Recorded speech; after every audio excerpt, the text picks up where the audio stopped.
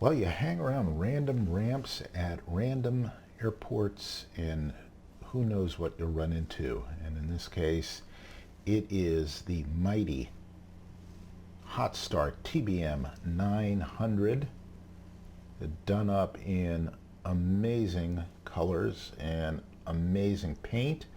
The aircraft is the work of the great Todorico, or Sasso, who also is responsible for rain effects, better pushback, and a stop zooming utility. The visuals, as if you can't tell from the perfect mix of texture and glossy paint, is Goran of leading edge Saab fame. And this is just a spectacular aircraft. Really going to be my first cross-country flight in it, and I will confess, well, first of all, Jesus, look at the carbon deposits on this exhaust here, and contrast them with the metallic shine and the slight reddish imperfections that comes from sort of baked chrome. And look at the rubber texture here, and I mean, everything about this is just spectacular. It is an amazing aircraft, and I am fully not prepared to do it justice with my flying. I'm just not that good at it. I'm brand new. I'm working out the calibration of my force feedback yoke with it, which means that I'm going to be pulling either too lightly or too hard on it, I'm sure. But we're going to go from here at KALB, Albany, New York, just down the Hudson River. We're going to go implausibly to Kennedy. We probably in this plane wouldn't fly to Kennedy. We might fly it to Westchester or Teterboro, but I noticed that in the database for this thing, they've got the RNP approach that replicates the Canarsie semi-instrument, semi-visual, semi-make-it-up-as-you-go-along kind of approach. But in recent years, JetBlue built, with the approval of the FAA and in consultation with a think tank, I think it's MITRE Corporation, they built a GPS version of that approach so that they, and initially they alone, could fly basically into lower minima on that curving approach, which you can only do as an RMP approach now, unless you use the higher minima and use VOR and do step downs. But this initially was JetBlue's pride and joy, much the same way that Alaska Airlines built, well, here, let me show the approach they built. They built, let's see, Alaska Airlines Juno 26 RNP. They built this particular approach, I guess in conjunction with Boeing here, to go down this channel right here to get into Juneau. And yeah, 1996, runway 26 unusable because it lacked an approach landing aid, because you've got this narrow canyon or fjord to slot your way down, and really the only way to do it is with GPS RNAV, and so they did. And the way they did it, you see it says, note, these procedures are currently available only to Alaska Airlines. Not because this isn't FAA approved, but because it is not a public or published approach, which I don't know the exact particularities of the arrangement, but basically in exchange for spending the money and doing the work to prove this thing out, and the FAA said, fine, you and you alone as an airline can use this, and you can use this to have a leg up on your competitors. So JetBlue did the same for the Canarsie approach.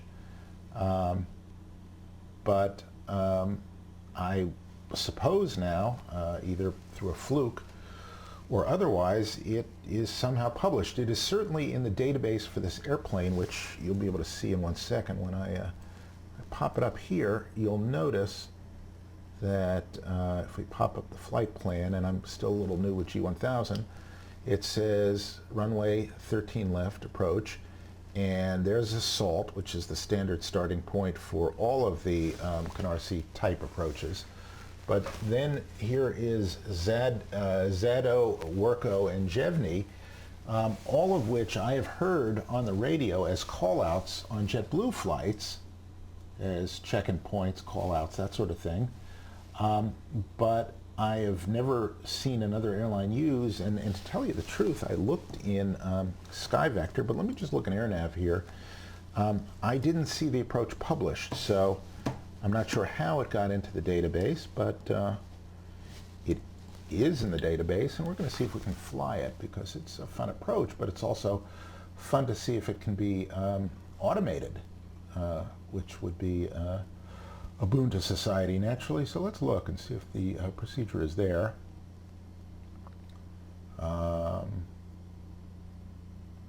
It does not seem to be, unless VOR or GPS is what covers it. I don't think it is. No, because there is, these are visual checkpoints and does not include a waypoint. Let me just see if there's any other. This is explicitly the Parkway visual right here, and you can see there's Canarsie VOR, but then once you fly outbound on the 041 from there, your next point is you have to be at a certain height at the Canarsie Pier, which is a visual checkpoint. And so, you know, I don't see the approach published, but it's in our database, so we're going to give it a try. In the meantime, I could be just reading this wrong here, but here are the standard. Here's why the Canarsie approach was built. It was because the standard ILS into 13 left has a little problem, and that is it conflicts with the approach paths or the downwind leg if they're going to do a visual into 1-3 at LaGuardia. And in any case, if they're going to run instrument operations, it conflicts with runway 4 ops into LaGuardia. So there's several ways that can be a pain in the ass, because here's LaGuardia, here's Kennedy, and Newark is right here. So they almost never, ever, ever, ever run the ILS approach to 13 left unless the wind is extraordinarily severe from the southeast. They prefer to, and the ceiling is very, very low. They prefer to run here, and you can see the Canarsie approach, or something close to it. There we go. The Canarsie approach solves that problem by flying from Assault, which is over here, over Floyd Bend Field, hugging along Jamaica Bay, along the Belt Parkway, and then turning right here at Aqueduct Racetrack. And that allows runway 4 at LaGuardia to be used. It also allows the visual for runway 13 to be used, and it also allows the runway 22 to be used if need be, but that's generally not a problem, because when they're running 22 at Kennedy, they're running the 22s at 22 at LaGuardia. They're usually running the 22s at Kennedy, but this curving approach affords the maximum airspace flexibility, and apparently it's going to let us basically publish, as I remember it, with these 3 waypoints. These are the JetBlue waypoints, so somehow or another they've gotten into X-Plane's database, and well, what the hey. In the meantime, let's go to the old vector of skies here, and I'll show you our flight plan.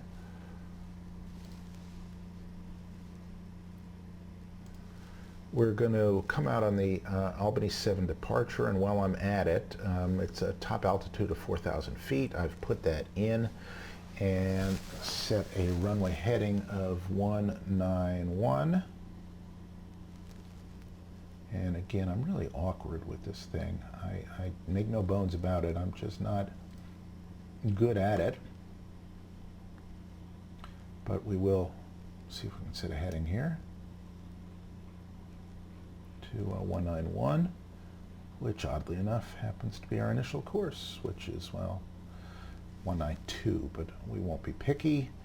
We've set our top altitude, and actually this shouldn't be direct KALB, I don't think, but again, chalk that up as things I do not know.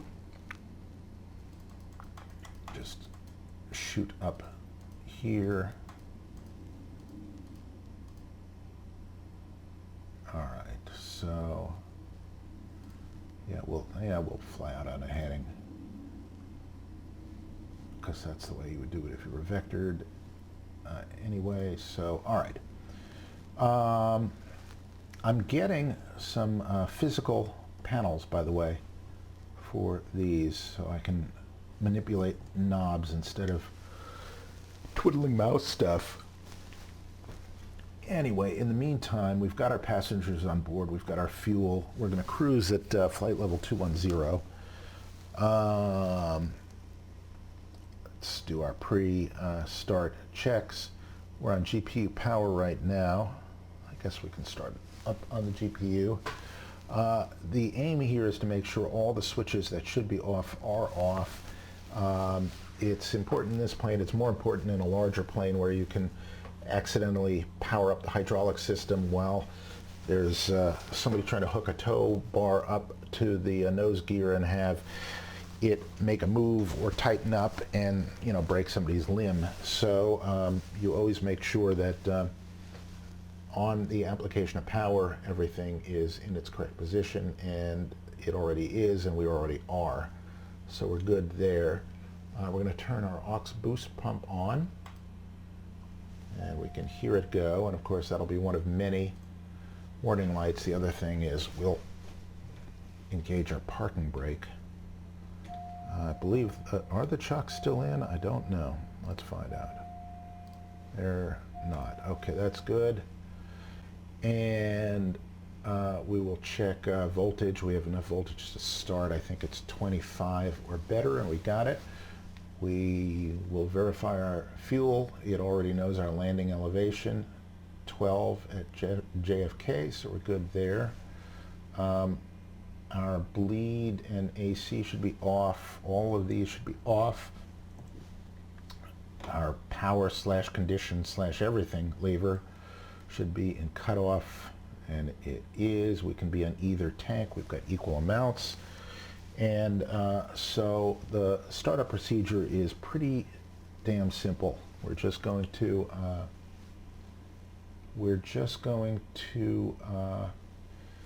engage the starter switch for 2 seconds. We're going to wait for the NG to climb just shy of 15.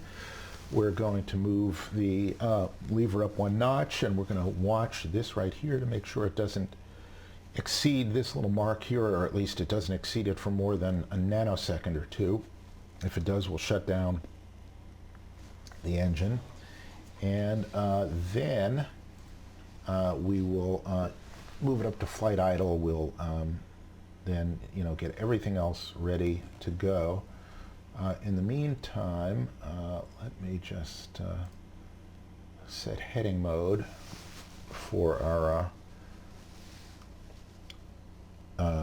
whatever you call the autopilot control panel in this plane. I don't know whether you call it an MCP or an AFCS, but whatever you call it, we set that. We've already set our altitude, and no other mode is really appropriate. We're going to pretend that ATC gives us a slight vector, and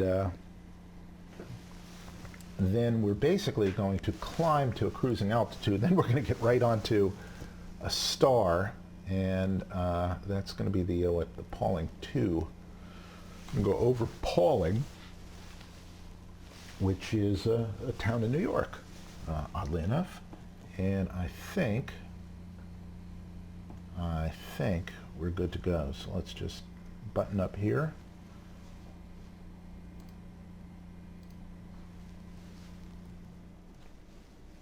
And lock up. There we go. Ka-chunk.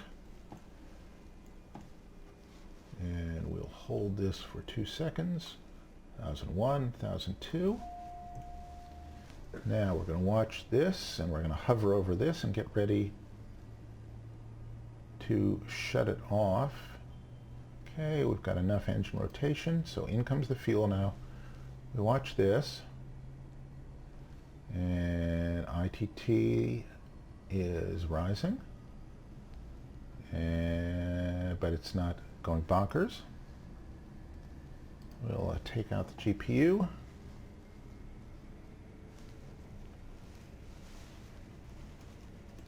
And, you know, I can't tell from here whether this is on battery or not. Okay, now it's on battery. And we got a good start.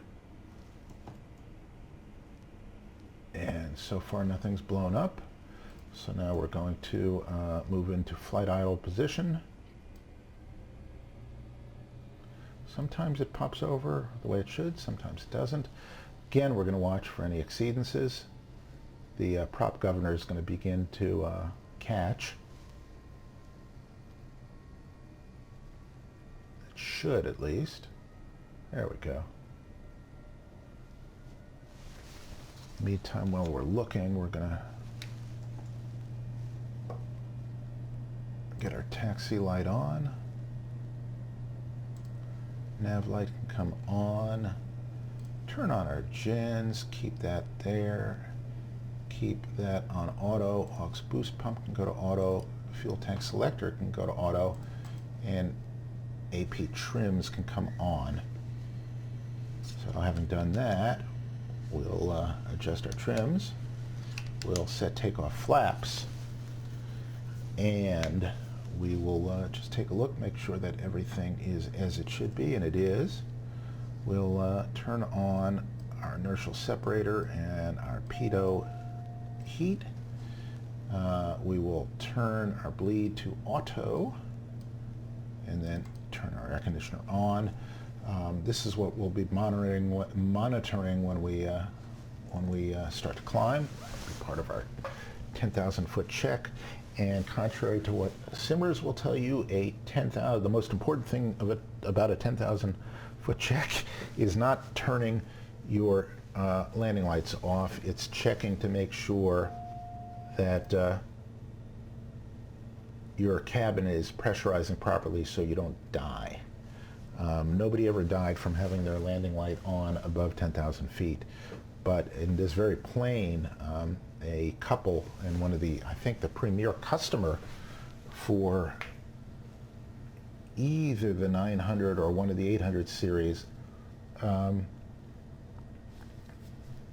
died from hypoxia because they had a problem and didn't know about it till they were impaired, apparently. So we're not going to make that mistake. We'll make other mistakes, don't worry. So anyway, let's see what we're at right now. All right, we're good on our engine indications. We are good on flaps. We're good on trim. Trimmed a little nose high. That works. We are lit up. We will taxi out to runway 19, which happens to be, oddly enough, right there. So that's hardly bad.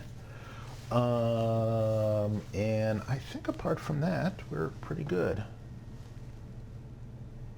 I'm just going to move this here because we'll end up going direct to there. See if I can make that work. Well, we'll figure that out when the time comes. And we will taxi now, and you notice that, see this indicator right here? That little outline is my hardware throttle, and you can tell that even though my hardware throttle moves down, the airplane doesn't move into anything below flight idle. If I taxied on flight idle, I'd be riding the brakes the whole way. So I just have bound a key to set the beta range, and watch what happens now. That lets us move from taxi into reverse. All right, so let's get on out of Albany, because who the hell wants to spend too much time there? And once again, I will warn you, I'm not especially good at this. All right, there's our ILS hold short line. We are going to respect that because we're in instrument conditions and they're running ILS approaches to this runway. So we'll stay here. There are really no run-ups to do. I'll turn our landing light on, turn our other lights on. We'll make sure this panel is set correctly. We will set our transponder to altitude. We're squawking Stanley Kubrick as usual. Right now we're in pink needles, which is as we should be. We are in, this is the mode annunciator right here, in heading mode. Flight director is on, and pitch mode for the vertical mode. Altitude select is armed. 4,000 is set. I think we're good to go. We've got 4,000 as our top altitude set for the moment until we get cleared higher. And what we'll do is we will fly, well, here's the procedure. Basically, it is take off, pretty much. We will be vectored appropriately. So let's just check that end and check this end. The visibility in this airplane is maybe the one downside, but I'd really have to own one to know. So basically I bought 2 lottery tickets today. I think I might just buy one of these if I win, but then again, you know, there's the Vision Jet. There's also, if you don't like having just one engine, there's the Honda Jet, which is pretty slick. I don't know. All right, so let's take the runway here. It's a very powerful airplane, and it's not easy to control on the ground, but you just have to roll in the power gently. Look at that heat blur. And not input too much rudder initially. Now, the other thing I'm going to do here is I'm going to hit toga mode, which is basically a sort of built-in just pitch cheat. And then back into heading. Okay, so heading, flight director, takeoff, out select. All set, all good. We're going to run up the engines to about 50% torque. We're going to wait for this to build and catch. We're going to get rolling, and then slowly roll up to takeoff power. Okay, so in comes the beans.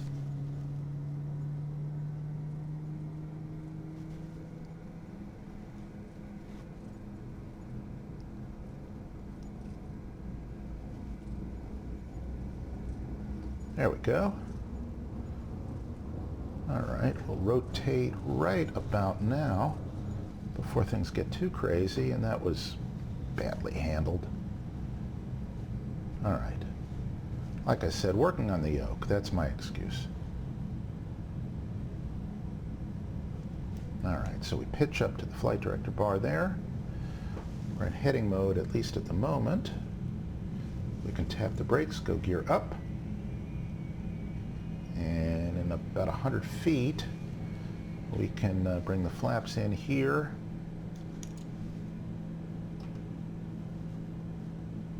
There we go. A little bit icky there on the hand flying. We'll get there. We'll get there. All right, I'm going to let the speed creep up just a little bit, then I'm going to go into flight level change mode. Go into nav mode here. Make our first turn. There we go. Just going to let the speed build a little bit, get the yaw damper in. Make things a little more pleasant for the passengers. And we'll go into flight level change and autopilot. And let's just see how it does. We're going to turn off the inertial separator. Going to verify that we are on our flight plan. And with 1,000 to go, we're going to be informed by the nice folks at ATC that we're cleared up to our cruising altitude. And so we'll spin 210 into the box.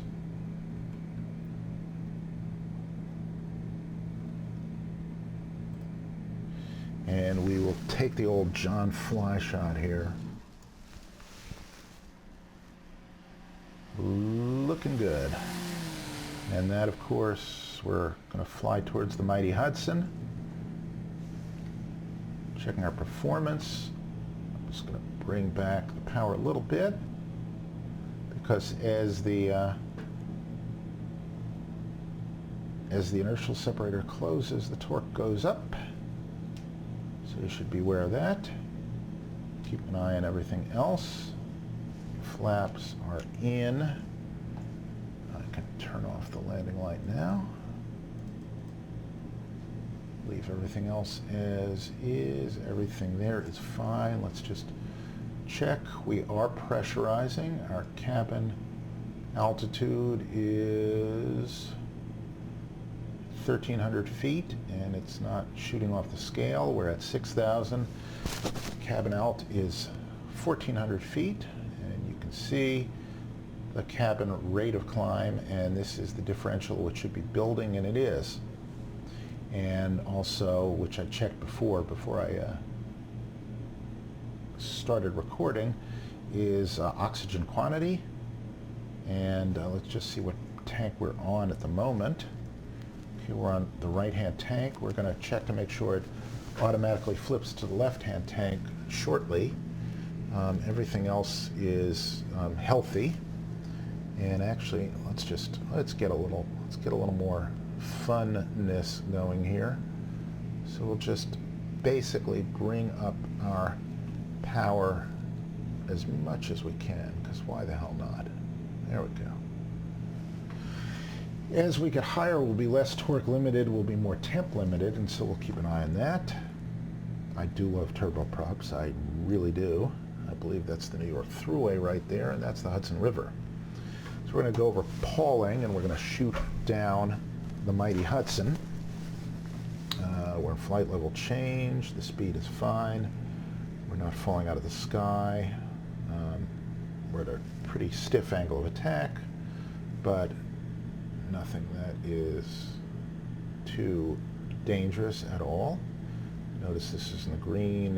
If we were to pitch up further, it would only show yellow and red, and then of course it would only show red, and then we'd fall out of the sky. But it's a neat little tool to have. Everything is pretty solid as a rock here, and let's just make sure we're on our flight plan properly, because I'm not good at G1000s, at least not yet. For instance, whenever I want to pan out, I always accidentally hit this because I think it means pan out, and instead this is actually the pan out. Not that it matters because I can't do it anyway. All right, so there we go. So that is Pauling right there, which is really the beginning of our star into Kennedy, and that star is going to take us over the airport, more or less, and out over New Jersey briefly, and then back in along from Sandy Hook to just over Rockaway, and then, you know, into the mighty 1-3 left. It's a good looking plane. It's a good sounding plane. It's an amazingly engineered plane. Let's see if I can do this without totally, there we go. Ooh, that looks good. And there is the Hudson. We can basically follow this all the way down to New York. And that is the thruway right there. And we can also follow that all the way down to New York, more or less. What will happen is this will, right up and around the Tappan Zee area, will cross over the river on the way to grandmother's house, I think. And I've noticed something that is embarrassing, and I wonder why it is, but you'll see in a minute. I hit gear up, and the gear did not go up.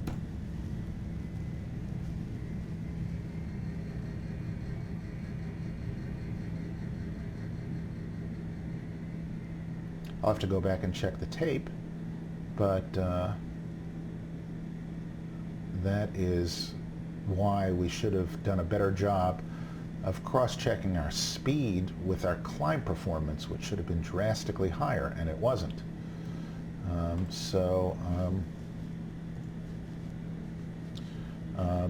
Don't let that happen to you, folks. I make no bones about my mistakes. Doesn't mean I'm not unbelievably embarrassed when it happens. But all right, so there's the shot, and now, as you can see, we're climbing at a somewhat more acute angle, as we should be. And I just want to make sure that the modes that I've set here are the modes that are enunciating, and thank goodness they are. And we're about to hit Pauling. And you know, what we could do, if I were more proficient on this, what I would do is, well, here, let's pretend we know what we're doing, and I will back some of this stuff up with raw data. So I'm not going to put Pauling in here, but I will put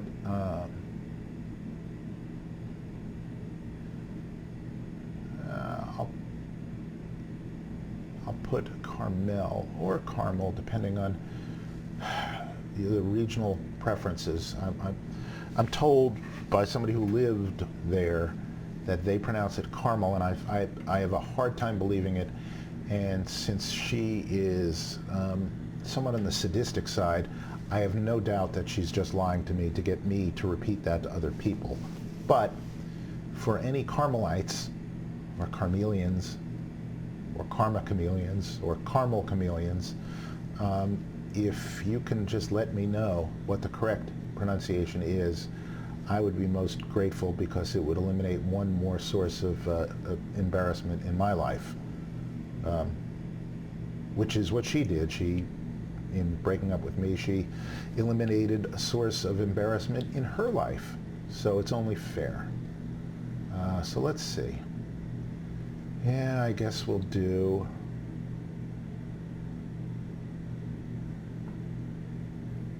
Yeah, we'll put Carmel in there. It's odd. I wonder if Pauling is decommissioned, because Pauling doesn't have a compass rose around it, which is weird. But let's just do Carmel, and I will set up a bearing needle so I can actually look at it, and I can see it's going to be pointing just a little bit off to the right. So 1166, we'll drop that in there.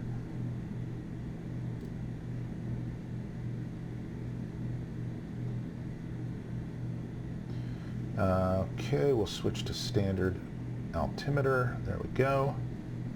At 1.8. We'll glance again at our cabin, and it's at 4,700 feet, and the differential is building, and that's all good. And let's, what did we say, 1166. I should know that. I've flown around there.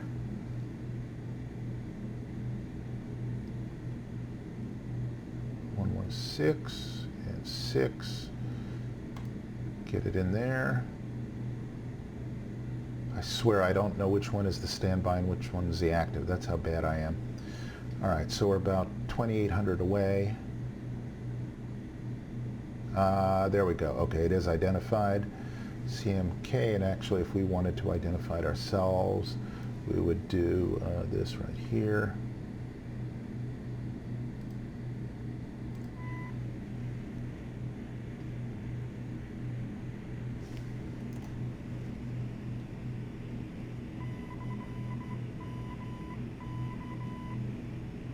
Which is Morse code for CMK. Hot diggity.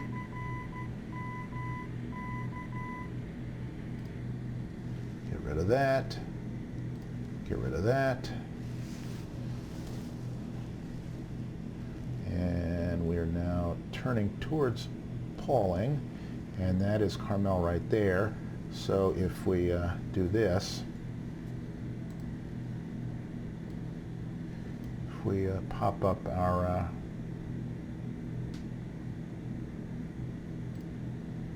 bearing 1,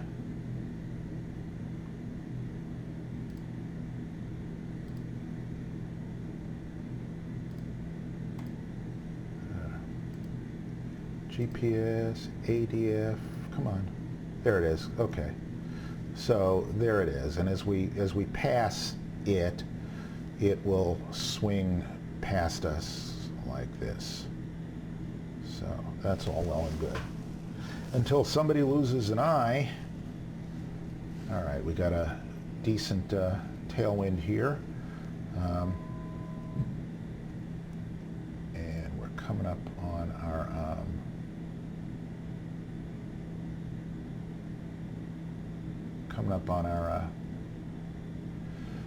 top of climb. I don't know if this qualifies as icing conditions. The temperature is a little on the cold side, but all right, let's see. Let's see if we stop. I don't trust the autopilot. I don't trust myself. And actually, we should switch this into vertical speed mode and slow down our climb just a little bit. Only that's not the way to do it. Fortunately, it's not stupid and it's doing it itself. I was just trying to ease it into our cruising altitude, and now you can see our torque has gone down a lot because the air has thinned out a lot. So I'm going to bring some juice in, and now I'm going to keep a close watch on our ITT and make sure nothing gets out of hand right here, because we're really going to start cooking with gas here. And you can also see from, this is a flight path vector. This is the track the airplane is actually going on. It's going that way, and you can see that this is where the nose actually is, which is that way.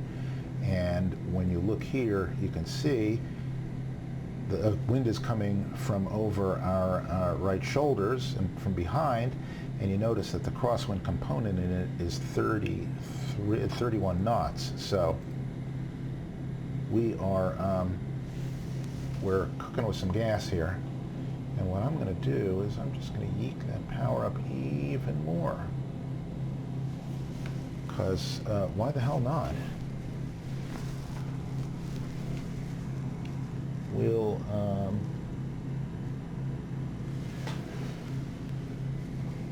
check again. Cabin pressure is fine. It's not rising, which means nothing is leaking out. And the fact that it's not rising and we're not rising means that it's not leaking out. Apart from that, everything else looks nominal so far. Just going to put in a little bit of rudder trim here myself. And away we go. And you can see we are coming close, or reasonably close, to Carmel. 44 miles from that, and we are how far from Pauling?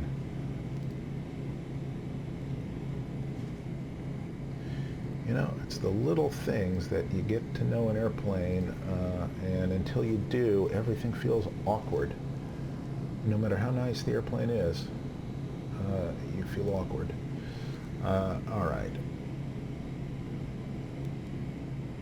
And look at that, it's got our arrival in with altitudes. I've set my own altitude here, where I want to be above JFK, because this is an altitude they generally level you out and vector you around at, so that's not a bad way to be. All right, so inbound Pauling, let me just move the, there we go, that's Pauling. And we're 10 miles from Pauling, and from there it will be Loves. And then Bridgeport, going to go right over Bridgeport Airport, and then we're going to make a little right turn over Long Island Sound. Hope we don't lose an engine there. There's Deer Park, and let's see. This is not cumulative, so we've got 23 miles to go down 6,000 feet. It is all doable. This is our VNAV profile, and I believe if we engage VNAV at the correct time, under the correct conditions, it will respect these altitudes. Unless these are advisory altitudes, it will certainly respect the ones I've set in blue, I do believe. Because blue, as they say, is true. But who the hell knows? Now, that is because the weather just updated and changed. So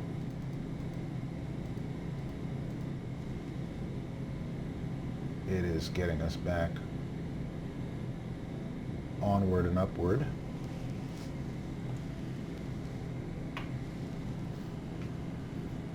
All right, we've got the engine pegged. I don't know if you can go higher on torque. I have to ask Toto that. This is one of New York's many reservoirs where, in all seriousness, the finest drinking water in the world comes from. They barely have to treat it. It's so tasty. It really is.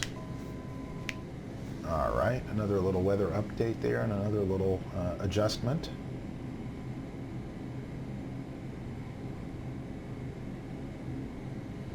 And a little scenery update too. Hey. All right, coming up on TOD, so we're going to select a much lower altitude here. Come on. Okay, and just for a second there, and I'm going to engage or arm VNAV. Let's see if it works. Okay. There's VPath right there. In a second, we'll get an advisory vertical guidance sort of bar there. going to set this to my bottom of descent and see what it does. I'm interested to know.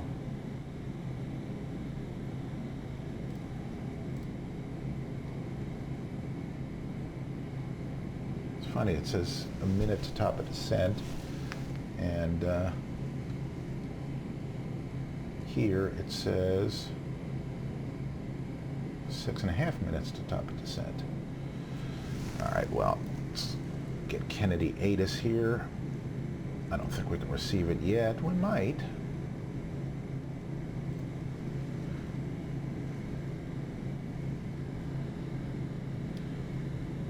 $128,725.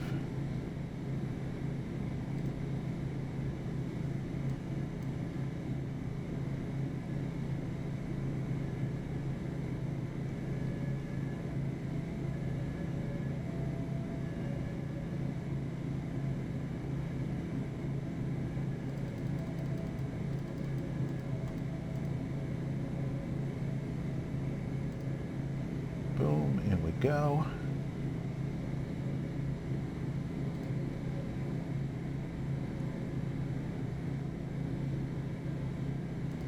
Come on.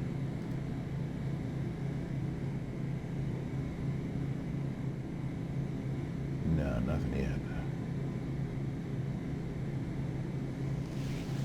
All right, so now let's see what this thing does with the descent.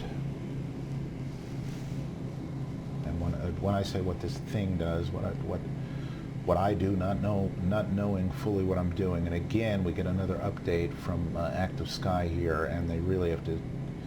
I mean, I can set the update to a little bit greater time, but the real problem is that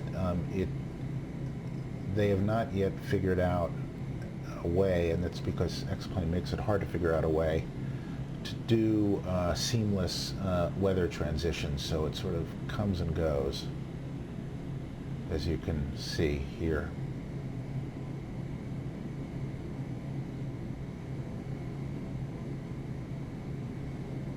Top of descent within a minute. I do have VNAV armed. Let's see what it does. And it still says 4 minutes here.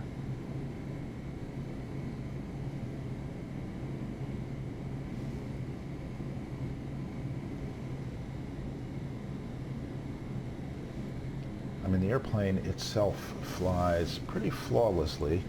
There are some quirks with Laminar's version of the G1000, which isn't complete, but it does a lot of things right. Just like bracing for another weather update here. Yeah, there you go. Oh, look.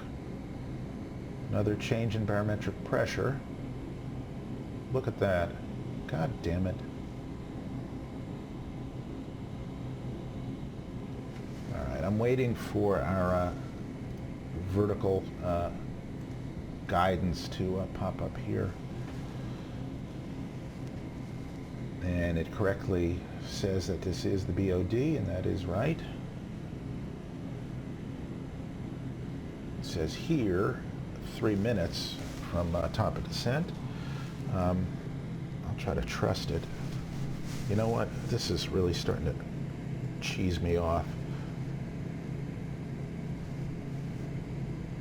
You know what? I don't think I'm going to change the options right now. Download interval. 30 minutes. Screw this. Although it may simply be downloading updates from one weather station to the next. All right. 2 minutes from TOD. And again, I think I've done all the right things here. And here comes Kennedy-8,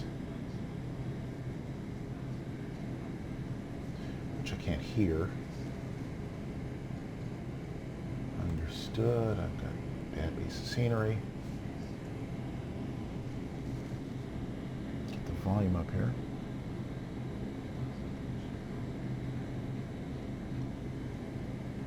All right, waiting again, waiting for VNAV, and in the meantime what I'm going to do is do this.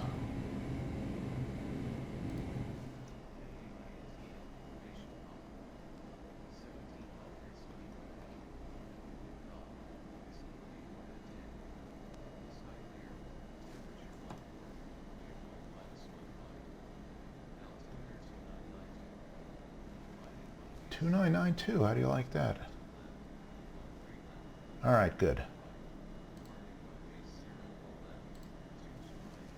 Now, let's see if we actually start to descend in 1 minute.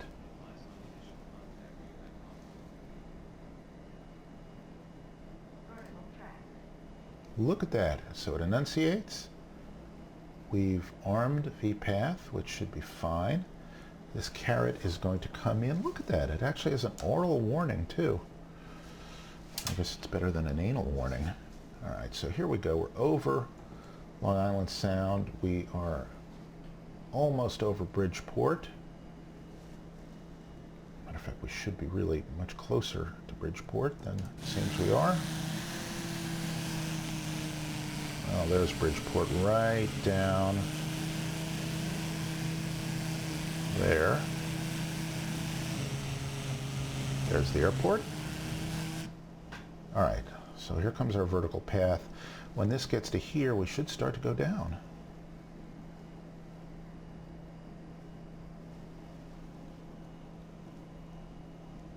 One would hope. Oh, will you look at that? Okay, so, and now VPath is green, which means that is the active mode. Also, what I'm going to do is set our altimeter. Only I did not want to do that. I wanted to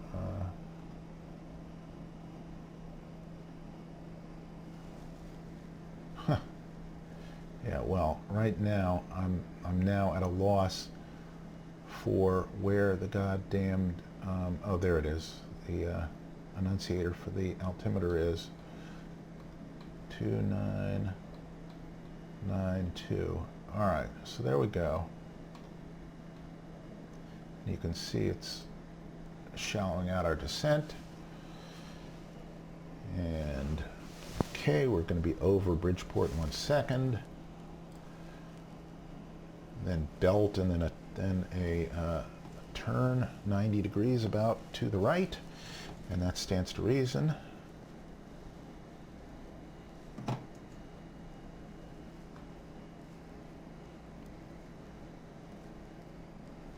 That is Calverton Executive. Used to be Peconic River. That's Peconic Bay right there. And in a second or two, we're going to be turning towards Deer Park, which is right about over there-ish, right where that pillar is, more or less. And as you can see, as we're coming down, the air is getting thicker and the torque is going up. So I'm just going to adjust this. And we're actually at our fastest phase of flight here. We're going like crazy.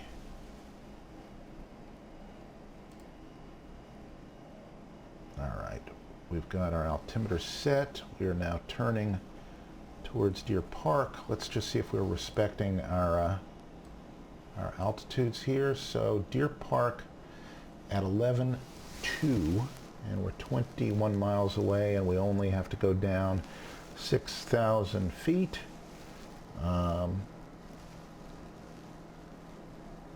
And actually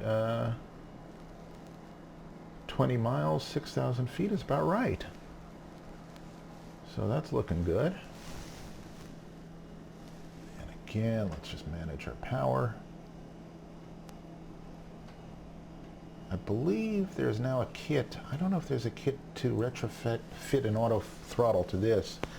I know that there is one for the Pilatus PC-12 and the the Cirrus jet, the version 2 of it, now has an auto throttle. Doesn't do takeoff modes, but at 400 feet you click the thing on, you tell it what speed you want it to go, and it goes you there. Okay, so again, bottom descent, 5,000, V path enunciated, still GPS mode. We're on the star here. After Deer Park, we're going to fly right over Kennedy, and then we're going to go to these two waypoints and kind of spin our way around across the New York, lower New York Harbor. And we're pretty much looking good. Let's just double check the Kennedy weather. I'm not masochistic enough to try and listen to that ATIS again. So let's see. All right, practically no winds. 080 at 5 knots. Now they're saying 30-36 for the altimeter. Let's see what Active Sky, which is going to give us our weather, is saying. They are saying also 30-36. So let me just, I must have misheard. I'm guessing I misheard the ATIS there. So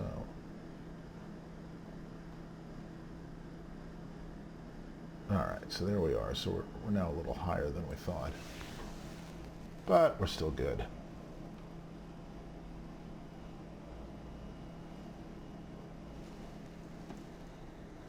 And I'm setting a random minimum, or I'm guessing a minimum for the approach because it's not published.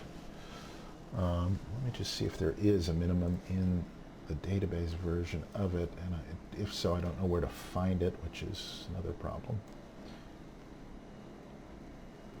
Everything else checks. See, our cabin is depressurizing, and everything there is copacetic. Everything else is normal.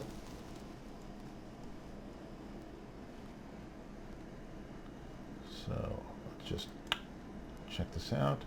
That is a tip. If you're using like XP Realistic, which makes the camera move around, if you pop up the pop-ups for the gauges, it's not affected and it doesn't move. So that's always good. All right, let's see. Is there a minimum listed on the approach in the database?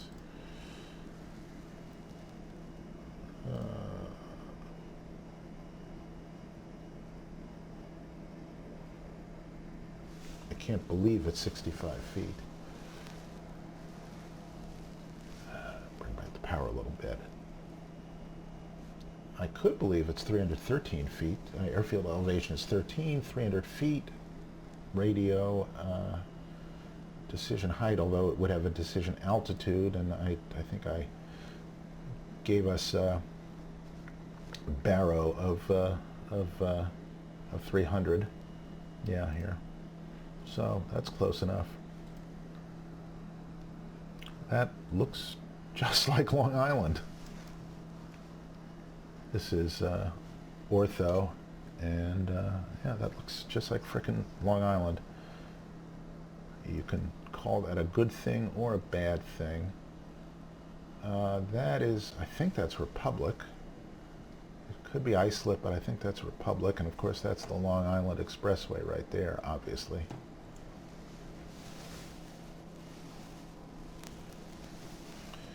And do a little more power management here. And we're going to go right the hell over Kennedy. So there's Deer Park. We're over that. We are so over that.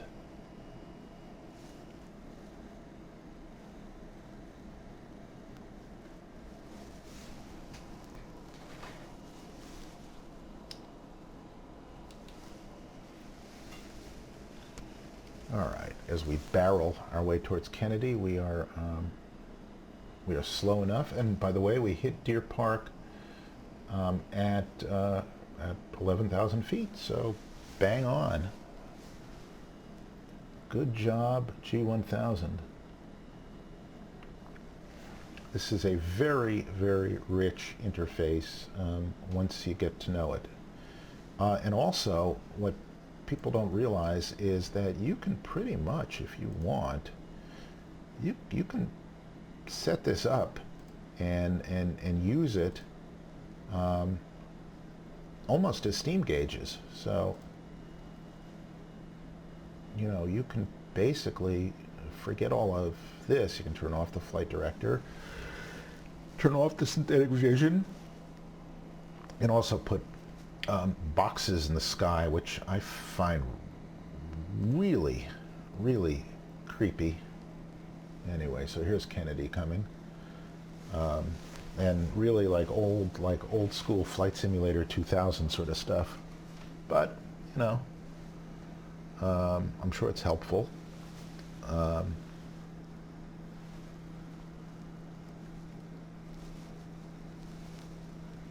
I don't have any of it turned on.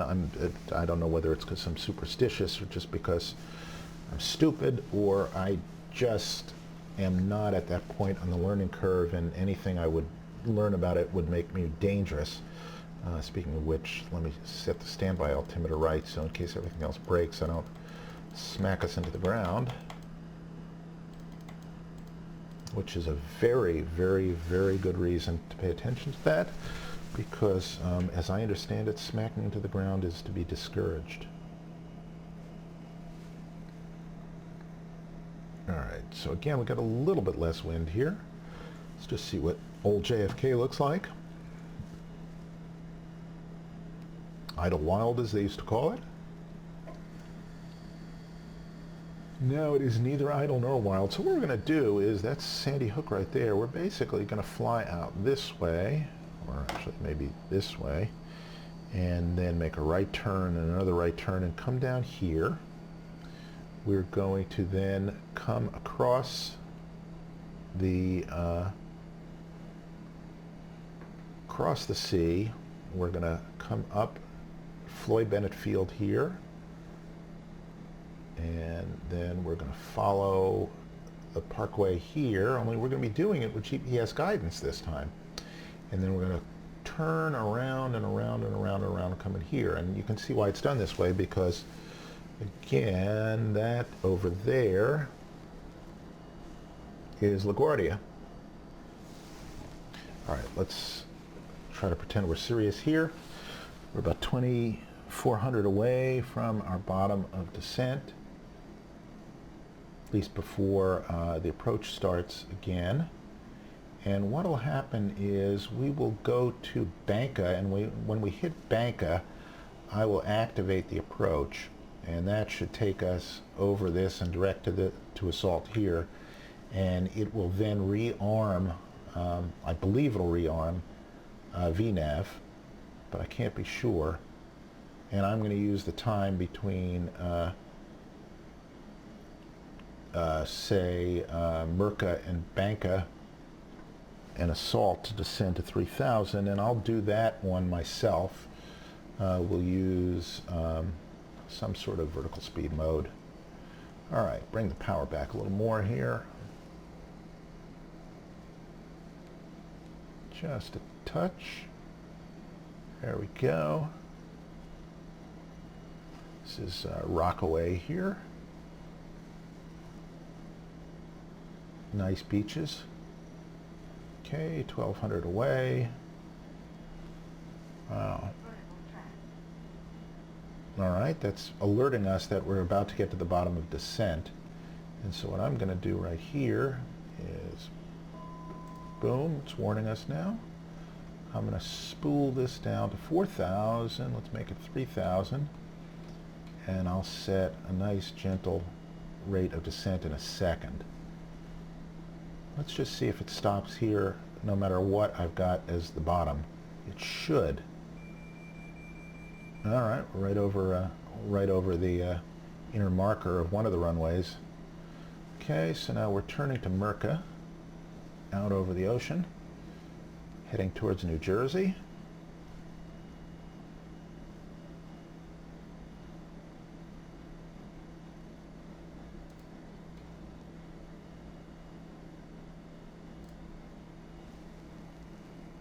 And that is the Jersey Shore right there. All right, so here we are at 5,300, and it's going to level us out at 5,000. Very good. All right, so it knows what it's doing. So now I'm going to pop into vertical speed mode, and let's bring us down at, say, 500 feet per minute. Nothing drastic, nothing ugly. There we go, 500 right there. All right, I got 3,000 set for the floor. And I'm sort of hand flying less than I would be, but I really want to see how the automation works, see how the navigation works, and want you guys to see me see it. If it makes any sense at all. And we're keeping our speed up because this is Kennedy. And I think what I may end up doing is, once we get established on this approach, I want to see how it enunciates, and then I want to, I think I'll hand fly it using the flight director and hoping that it follows this guidance properly. It should. Doesn't seem to be any reason why it wouldn't.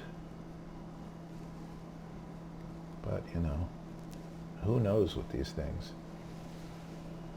I can't obviously follow step-down fixes because I don't have the chart. I mean, what I could do, and look at this, look at how it draws it. It's beautiful. So it's obviously that's the fancy pants one that JetBlue uses. Very nice. All right, so get serious here. Okay, we're 1,300 away.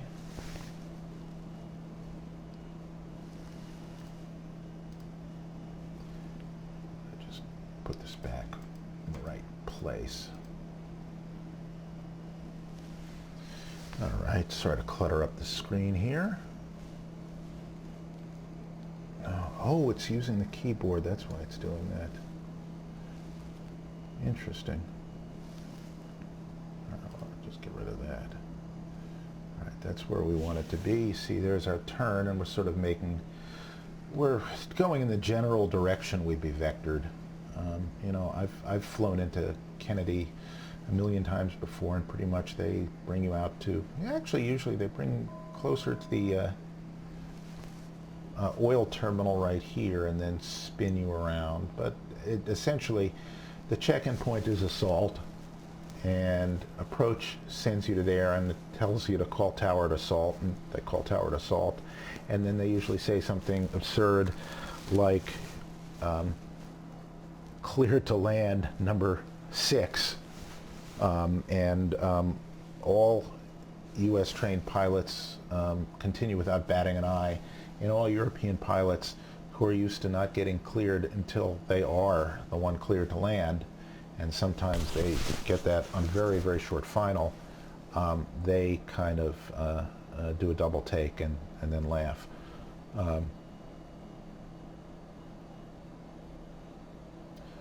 So we're taking our sort of leisurely way in here, but I want to get everything set up, get this right. Let's do the old flight sim thing, and that's not the way to do it. I think what I have to do is I have to get this off of here. Otherwise, I cannot do that. Get our lights on. Boom, boom, boom. All right. Get our inertial separator on as we turn. There we go. All right, check landing elevation. It is fine. Keep an eye on our speed. We're going a little fast, but you know, come on. Let's rock and roll. I'll roll off a little power. Be nice to the neighbors. Slow to 200. All right, so there is Banca, and as soon as we round this turn, I'm going to activate the approach here. That's just warning me the inertial separator is on. I'm watching the speed decay, and let us go here. Proc activate approach, bim, bam, boom. And now it is going to turn us towards assault. We are at the right altitude for assault. It's never a good altitude for assault, but there we go. I'm just going to get rid of this bearing needle because it's, well, here, we'll just use assault. All right. And round we go, and we'll slow to 180 because they asked us to. And get our flight plan up again. And assault 3000. I believe we're good. What I'm going to do is just temporarily, and mainly out of superstition here. The reason why we overshot this is probably because we were going way too fast for that turn. All right, so there's Rockaway, or there's, sorry, the tip of Coney Island. So we are, technically we're on the approach. It says terminal phase. Just superstitiously, I'm going to spin our altitude selector down.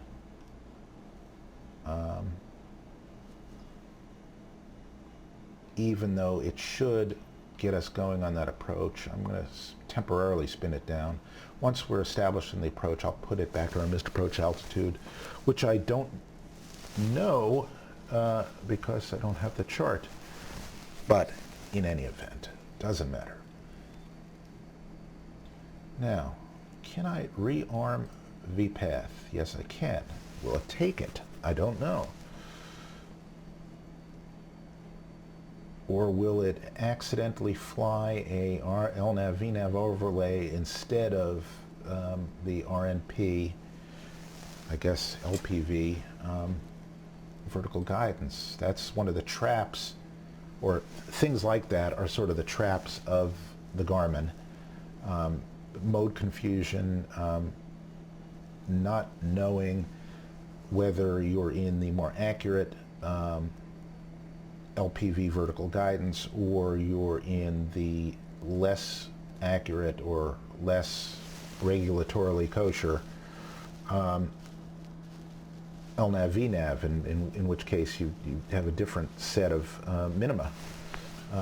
And the answer is I don't really know the subtleties of it, nor are the subtleties of this necessarily the subtleties of the real G1000. When you use the Reality XP or the Flight 1 GTN 750s and 650s, you have the advantage of using Garmin's own simulator, and so any quirks you have in it are characteristic of the real thing. This is a pretty tight simulation of many aspects of it. Okay, so it says LNAV plus V, so it's not, it is not an LPV vertical guidance. Interesting. All right. Let's get some good sound here. Let's get this sucker going. Ah, better. All right. Our lights are on. Let's slow down, get a notch of flaps out. That is the airport, and here comes our vertical guidance.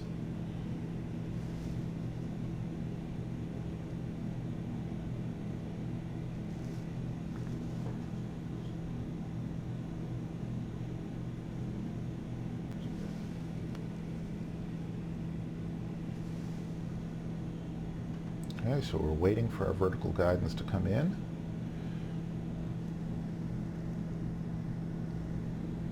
All right, we are still, it says we're still below the glide path. From experience, I think, I may be mistaken, but, well, all right, we may be setting ourselves up for failure here, and again, we might not. Approach is armed. LNAV plus V is enunciating. We are going down. We seem to be flying properly. Inertial separator is on. All right.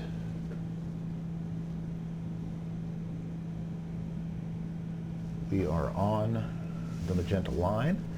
We're coming up over the Canarsie Pier. We're a little bit high for the normal Canarsie approach. That's the race track.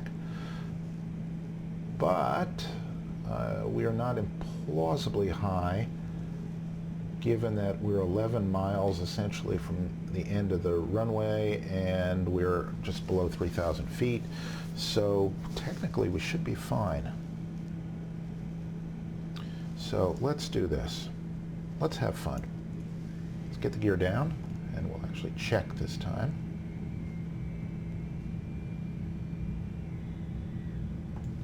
Okay. Get about 22% torque in.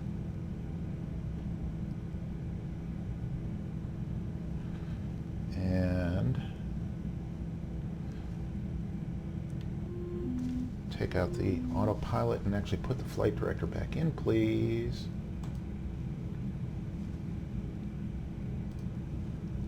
All right, keep our approach guidance there. Got 1 notch of flaps to go. And let's just see. Let's see how we do. Okay, we're going to make our turn to runway heading in a moment. I'm going to turn off the yaw damper right now.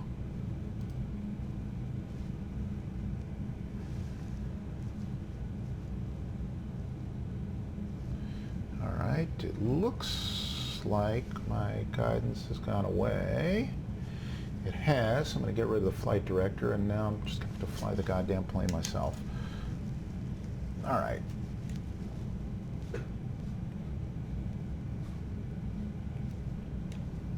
And I'm a little bit mistrimmed here.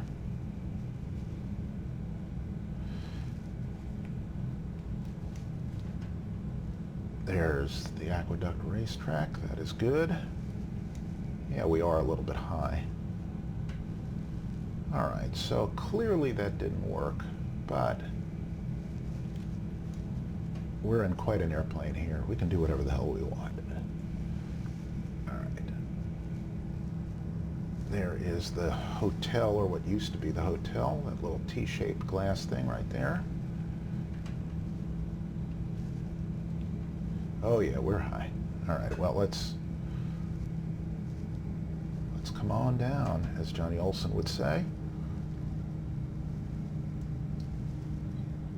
Luckily, this airplane gets draggy as hell. Round we come. I still have to tweak this yoke a lot. I'm way out of trim. Okay, let's respect the trend, because now we're sinking too fast. There we go. White over red. Get a little more power in. Just going to drag it in ever so slightly. 500. And there is the hotel. We're a little bit slow. Just working the trim like a demon here. A little bit of a wind from our left. 2 knots, give or take. A lot of runway.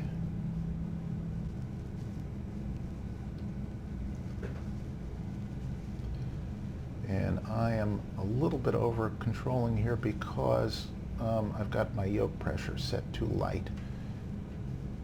So bring out a little bit of power.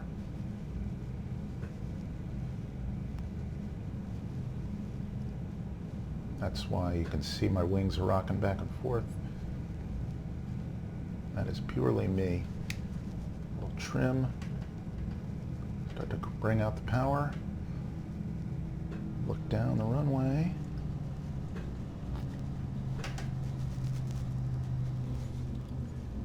And into beta, and X-plane's ground handling kicks in a little bit. There we go. And we will vacate on whiskey, which is where a lot of big jets do, usually coming from the other way. All right, so here we are, and that was fun. We'll figure out the approach quirks and things like that. This plane is a hoot to fly. Unreservedly recommended. Just truly magnificent. All right, let's see, where are we going to park? Let's park at the old British Airways terminal here, because why the hell not?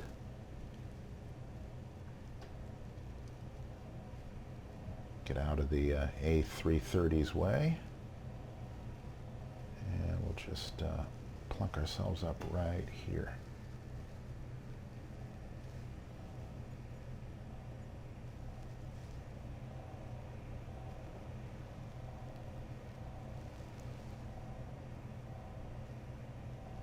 There we go. All right. Parking brake set, and of course, master warning comes on. We're going to keep this at flight idle for 2 minutes as we shut down.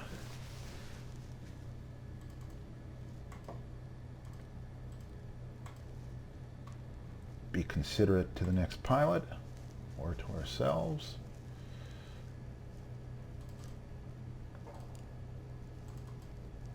Okay, bim bam boom.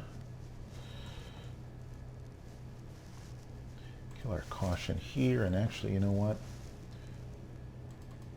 Bring our flaps and trim.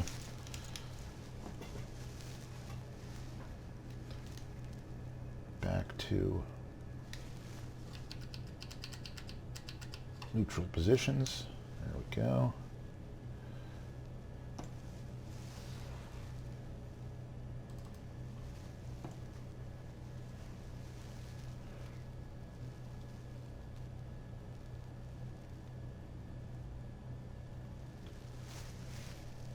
Okay, all is well there.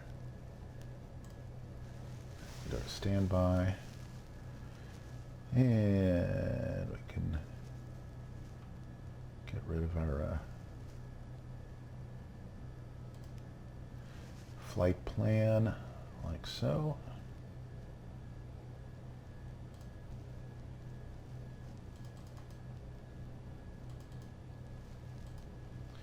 Just to be friendly, folks who come after us, and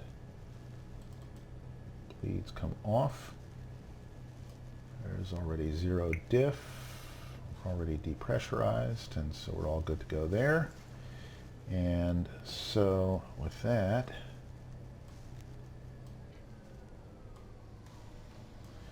boom, do that, and do that, and this,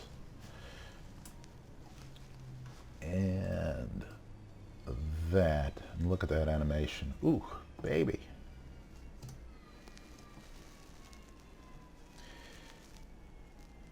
Again, cannot recommend this thing too highly.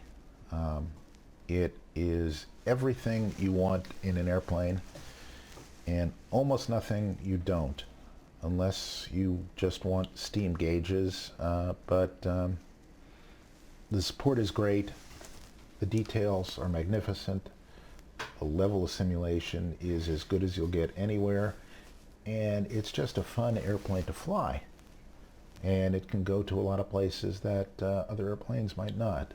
So run, don't walk, go grab it. If I win the lottery, I think I'm going to pick up a real one on my own. And in the meantime, see everybody real soon, and enjoy the rest of the weekend. Bye-bye.